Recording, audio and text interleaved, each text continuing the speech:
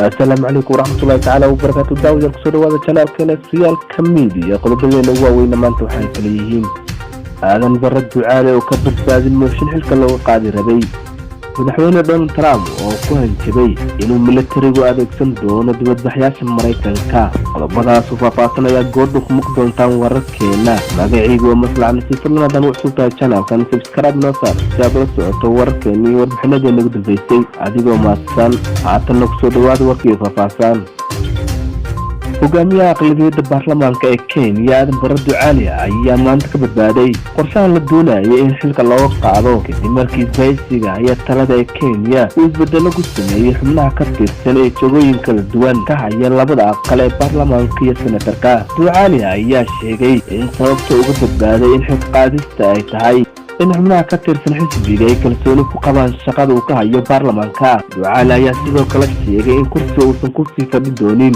isla markaana u banayn doono marka uu soo afjarmo waqtigiisa. Ducaale waxaa kursiga hoggaanka aqlabiyadda baarlamaanka loo dhiibay kadib doorashadii 2013 waxaana mar kale loo kordhiyay kadib doorashadii 2017. Ducaale ayaa meesha ka saaray in kala qaybsanaanta uu soo kala dhexgalay xisbiga haya talada ee Jubilee kaasoo dhawaanahan isbedelo ku dhawaaqay taasoo saameyn ku yeelatay dad magac ku lahaa siyaasadda. Ducaale waxa uu kamid ahaa 212 xildhibaan oo ka qayb galay kulan uu Uhuru Kenyatta u qabtay xildhibaanada xisbiga ka tirsan. Qaar ka mid ah siyaasiyiintaasi xilka sare hayay ee kulankaas aan tegin ayaa shaqada laga tuuray.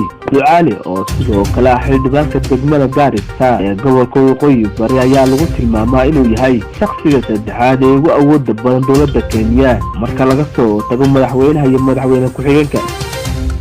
madaxweynaha Mareykanka Donald Trump ayaa wacd ku maray inuu amri doono in ciidamada militariga ay la tacaalaan dibadbaxyada rabshadaha wata ee ku sii faafaya waddanka Mareykanka. Trump ayaa sheegay inuu kumanaan askari soo diri doono wadooyinka caasimadda wuxuuna ku hanjabay sidoo kale uu geyn doono gobolladan awoodin inay xakameeyaan xaaladda. Hadalka Trump ayaa yimid toddobaad kadib markii George Floyd oo ah nin madow ah oo aan hubaysnayn lagu dilay magaalada Minneapolis. Hadalkan ka soo yeeray madaxweynaha Trump ayaa dib kulmay cambaareen xooggan waxaana madaxweynaha uu maanta sameeyay ayaa ah inuu militariga Mareykanka ugu wacay shacabka Mareykanka waxaana sidaasi Twitterka ku soo qoray baasaadka New York.